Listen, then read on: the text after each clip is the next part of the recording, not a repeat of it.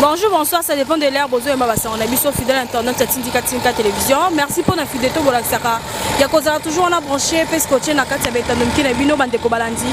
Ton message toujours qu'on quitte pas qu'on la bino va descendre sur le terrain. Ah, tes amis bel et bien na Avenue Victoire. Avenue Victoire est relié à un quartier où les alliés belé, tes alliés na Matonge, tes alliés na Kauka. Bon, fidèle internet, on voit qui va débit, à travaux et banda qui a sur place. Mais tes alliés qu'on constate juste moi quelques embouteillages, les alliés qu'on ça sur le terrain. Na cadre toujours il y a zéro tout Kinshasa zéro trou. Et misala les alliés qu'on ça na JMC. Les alliés qu'on salisa misala ah fidèle internet, les alliés qu'on a na simalangai embouteillage ndenge zali mais tes alliés à théorie la semino ndenge misala banda qui tes alliés depuis kuna ne bande ndenge bazali ko avancer jusqu'au fond ah tes alliés ko foncer la victoire. Je crois bien que les images toujours des bonnes kozwango na kati ya Tintika Télévision fidèle internet bon rester ko za brancher parce que tu bon s'abonner massivement bon partager bon liker vraiment et ko ça la mission qui toko makasi ba remerciement nga toujours ezalaka na bakolo chaîne o bazali na kombo ya papi kelina rifin kisombe na bo santé mon vieux Luka stage ici na kati à Londres maman Jelinda ya KMB futur depuis 2023 ba mbote sikezo mepa na yo mama tikala ete ozalaka bon ndongo mesala ko sala batu bolamu ko aider batu 2023 et si kawana topé place wana ezalinde ya yo na bo santé mon vieux Doudou Kandolo na kati ya Canada merci na chaque fois toujours là sur ma caméra merci pour la mic vous avez quand on va vraiment suivre les images on est là restez branchés.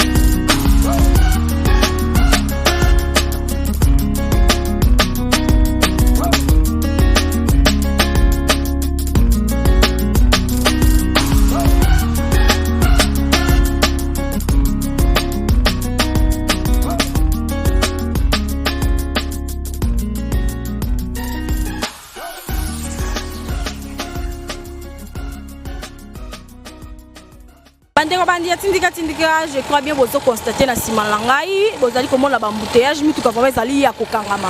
But ya ba mi tout comme juste au monde les allez quoi, ils ont qu'un tout droité parce que tout le monde qui misala et banda qui da simalangai na croisement ils allaient payer Avenue Victoire au kota si kokena biso ba kota yolo médical. Pour notre monde liboso si basili mais tout le monde a embouteillage de ça makasi par rapport à ce que misala ndenge ezali ko ça mabande ko bele ba se plaindre et misala ezali ko kende teto ezali ko ça mamaleme mais je vous confirme que misala ezali ko kende bien juste que vu que le roi kanyi banzela nde ezali bit ya embouteillage ezali ko ça awa na Avenue Victoire tout le monde tout ezali ko dévier na nzela kalamu pour que bimati Victoire donc visite là tu pour la scène pour misala nde ezali ko ça et puis avancement misala na biso bino mo continuer ko ya baba image na kati Tintika Télévision. Ouais, mbote maman. Il y a des passages dans Avenue Victoire ici comme Misala les ali ko sala mato quand on a une intervention par rapport à Misala na nzela ndenge ezaki na ndenge ekomi. Ah maman nzela oyo pena nzela oyo umeli fort donc ebeti ba ne nzela oyo bakonza mboka na biso toloba bien bakonza mboka bazara na souci ya peuple congolais te bango bazana ba souci ya intérêt na bango bazwaka bambongo na bango bachaka bambongo na bango na baposhi mais po bayebela droit ya congolais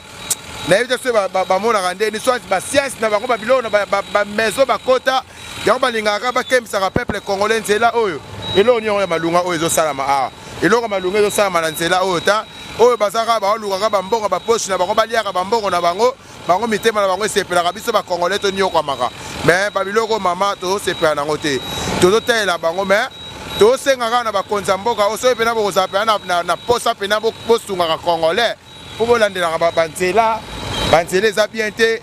biso bachaine toza na bamisala malunga te tozodepuyeka ndenge wana mpo bango bazwaka bambongo batiaka na baposi na bango bamfwamaka bazwaka na basi na biso oyo ya biso bango bakoma koprefere basi na biso en tout cas biloko tosepeli te papa mama tosepeli te mama.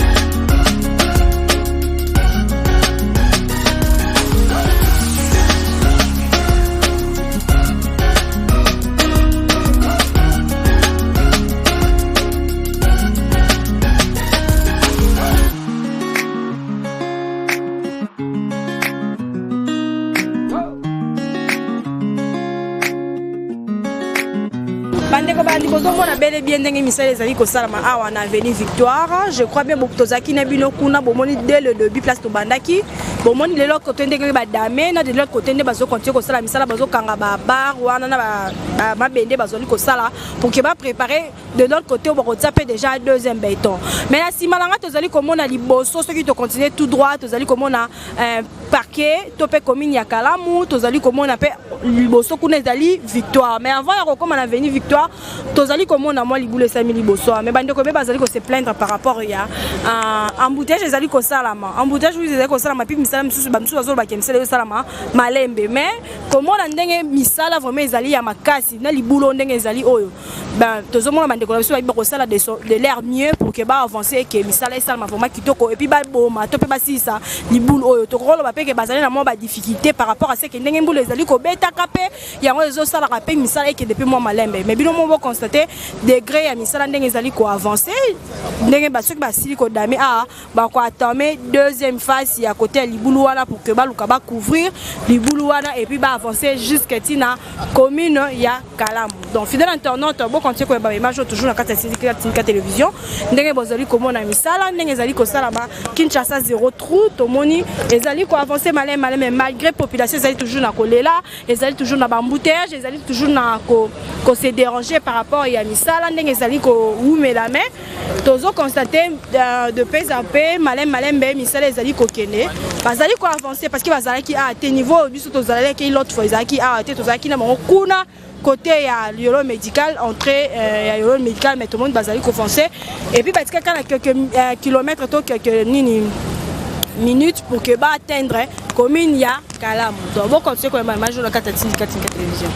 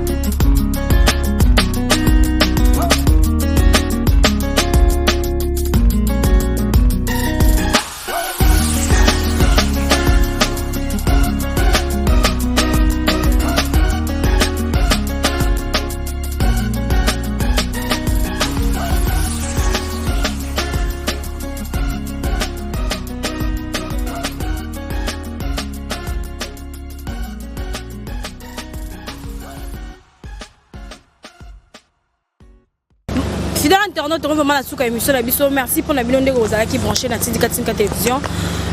Tokoloba na moi liloba moi ya moke par rapport ya ndenge misala salami. Bino mo bo constater misala ezali ko salama kitoko. Ba yimbo ka topé peuple kongo ba ko ima oui bien sûr mais ba désordre topé ba état ya nzela ndenge ezaleli ba ebité effort nini bande ko biso bazali ko sala afin que ba komisa nzela oyo boye to pe na béton boye parce que bazali bazupe comment so pe di bazupe marché oyo na saison ya mbula donc mais tozo mona bazali ko sala effort na bango pe ko sala avancement ya misala afin que béton ekota partout pour que nzela ils ont vraiment to pe la talele ya sika donc fidèle internaute va continuer ko la brancher la Tinka télévision ici quand on met ça ko la sabino misala ezali ko sala malambo la biso toujours ndenge na cadre ya visibilité ya ko la sabino Kinshasa 0 trou ndenge misala ezali ko sala ma kitoko parce que bande ko biso bazala ki to banana bango kuna depuis bandeli et puis tozali ko mona ndenge bazali ko avancer lentement et sûrement bazali ko avancer jusqu'à la victoire parce que to mona ki banzela ezali vraiment yakobeba mais enfin to moni bazali ko avancer lentement et sûrement